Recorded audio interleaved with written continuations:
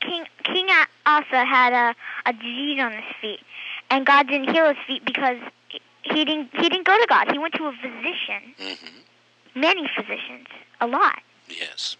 But well, if he would have gone to God, God would have healed him. But since he went to the physicians, God did not heal him. So what does that put? It says it's also like medicine is also like no, but graven see, image, that's the same the point. work of the Lord. You're making my point, Sarah, because that's the same point that I was making earlier. And your point is a very good point, and I appreciate you making that.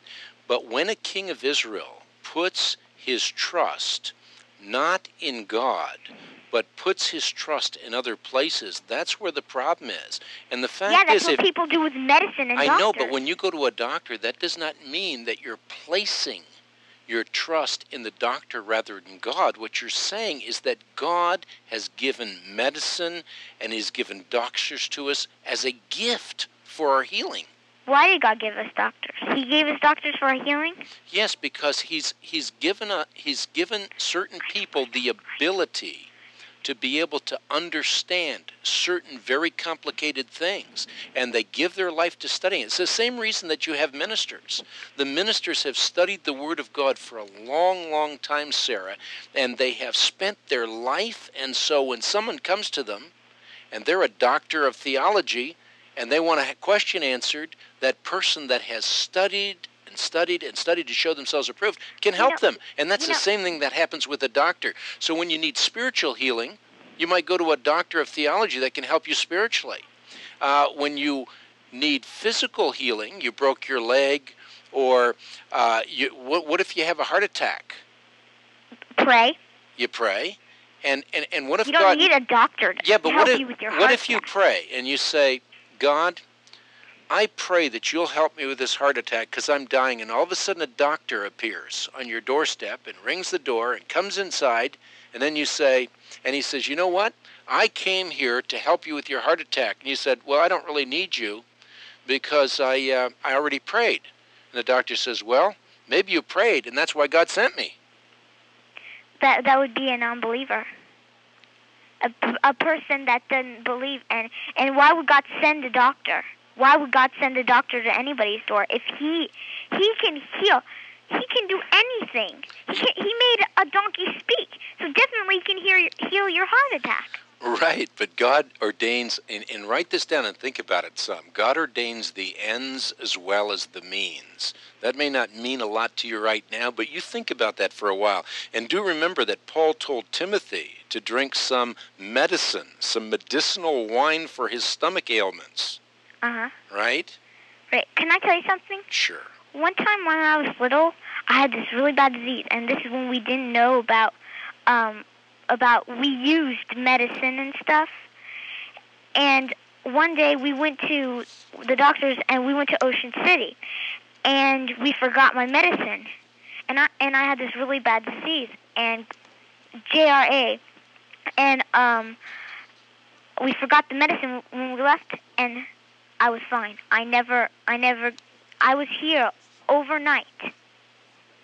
It wasn't doctors who helped me. It was the Lord. So what can you do and what can't you do? If you cut off your hand, can you do something to stop the bleeding? Yes. You can? You can put a towel on it. You can put a towel on that? And you can pray. Now, what if the doctor knows how to put that towel on in the very best method possible, and he also knows how to re-sew your hand on?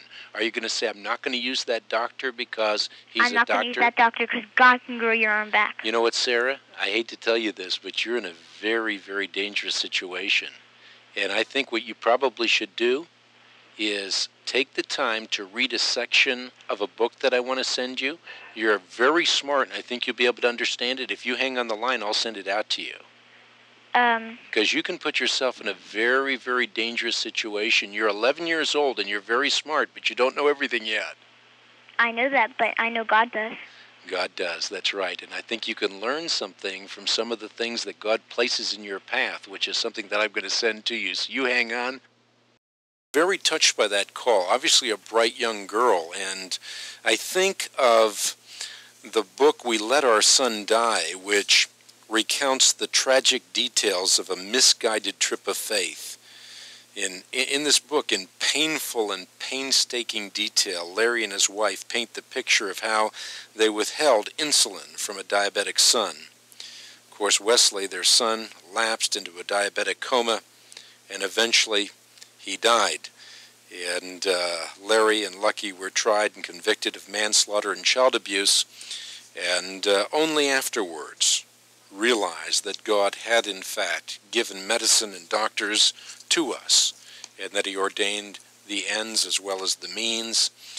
And I trust that if Sarah really does get sick, that her parents will take her to a doctor and realize that God can use the skill and the training of a doctor to help her with her sickness. I would want the same for my kids, and that will certainly be my prayer for Sarah. And one would never want to forget that Paul used Dr. Luke in more than one way, and certainly God used Dr. Luke as a marvelous physician to pen the book of Luke as well as the book of Acts.